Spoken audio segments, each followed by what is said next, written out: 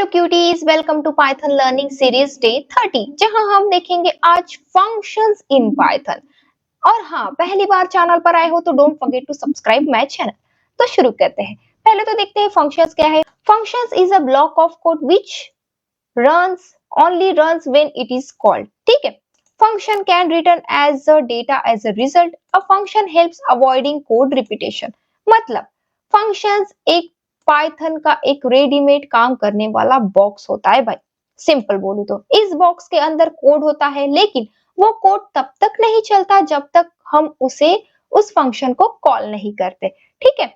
Simple शब्दों में बताओ तो फंक्शन एक ऐसा कोड ब्लॉक है जो बार बार यूज हो सकता है भाई। फंक्शंस का फायदा अगर हम ये देखें यहाँ पर तो कोड रिपीट नहीं होता, प्रोग्राम क्लीन रहता है, लॉजिक एक जगह लिख के मल्टीपल जगह हम यूज होता कर सकते हैं इसको। और हाँ, रियल प्रोजेक्ट में फंक्शंस के बिना कोड चल ही नहीं पाता भाई, इसलिए चैनल को सब्सक्राइब कर दो। ठीक है। तो हमने देखा यहाँ पर फंक्शंस, देखते हैं अभी फंक्शंस को मींस क्रिएट कैसे करते हैं। क्रिएटिंग अ फंक्शंस देखते हैं। In Python, a function is defined using a def keyword followed by the function's name and parenthesis.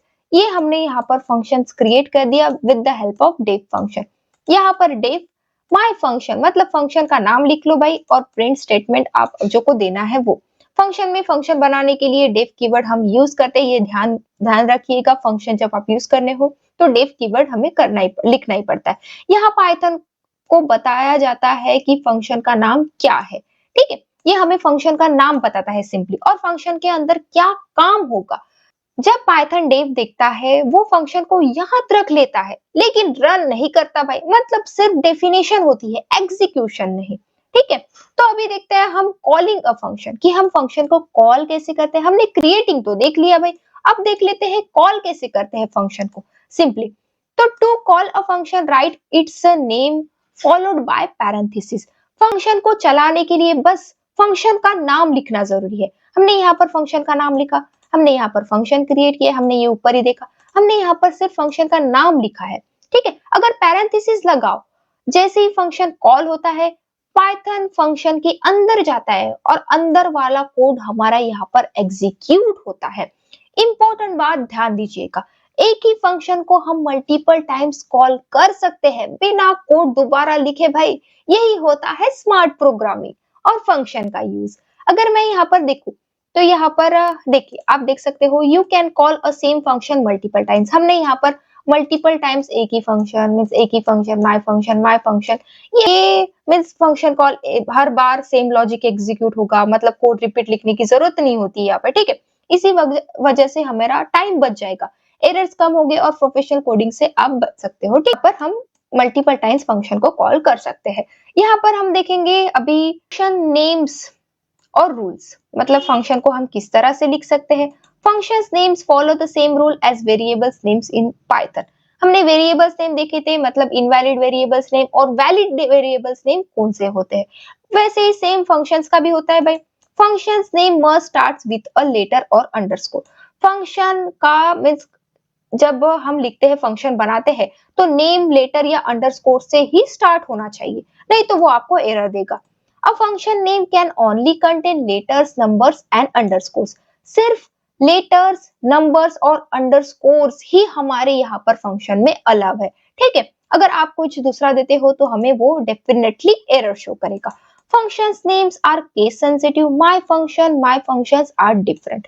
इसका मतलब ये वाला माय फंक्शन और ये वाला माय फंक्शन डिफरेंट है भाई, इससे केस सेंसिटिव होता है फंक्शन। ठीक है। यहाँ पर कैपिटल है, यहाँ पर स्मॉल है, बट ये दोनों डिफरेंट है। ठीक है।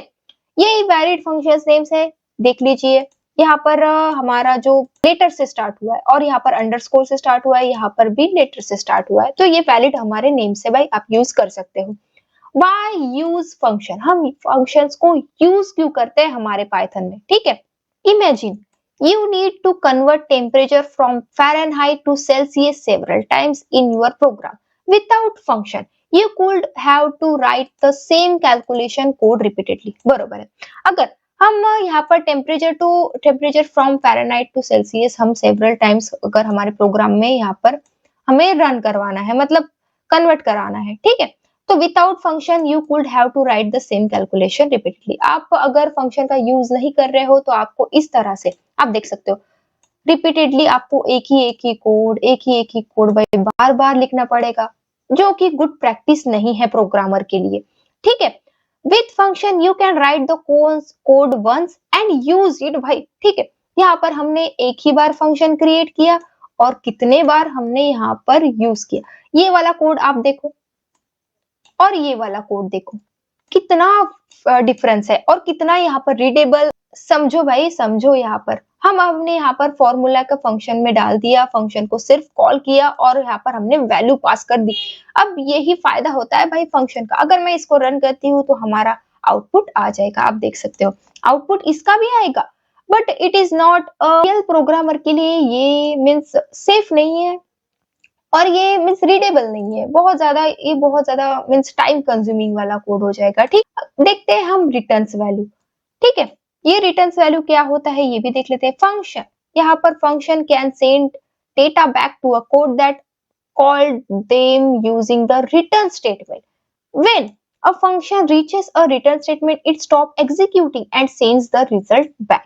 इसका मतलब क्या होता है, फंक्शन सिर्फ प्रिंट नहीं करता, वो वैल्यू वापस भी भेज सकता है यूजिंग अ रिटर्न स्टेटमेंट और रिटर्न फंक्शन। ठीक है, रिटर्न वैल्यू से जब पाइथन रिटर्न देखता है तो हमारा जो फंक्शन है वो वही रुक जाता है, रिजल्ट कॉलिंग कोड को दे देता है भाई। यहाँ पर उस रिजल्ट को हम वेरिएबल में स्टोर कर देते हैं, यहाँ पे वेरिएबल में हम उस रिजल्ट को यहाँ पर स्टोर कर देते हैं और डायरेक्ट हम प्रिंट कर सकते हैं। ठीक है, अगर मैं इसको प्रिंट करती हूँ तो आप देख सकते हैं हमारा मीन्स आउटपुट प्रिंट हो गया।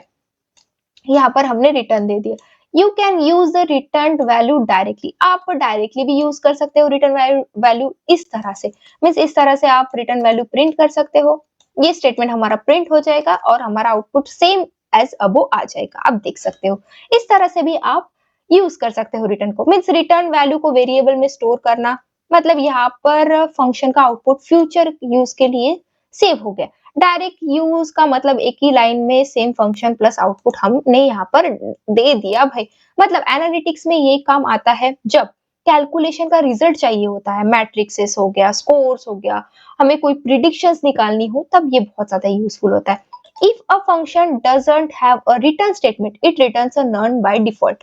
अगर मैं इंपॉर्टेंट पॉइंट देखूं यहाँ पे, तो अगर फंक्शन में रिटर्न नहीं होता तो Python by default none return कर देता है हमें।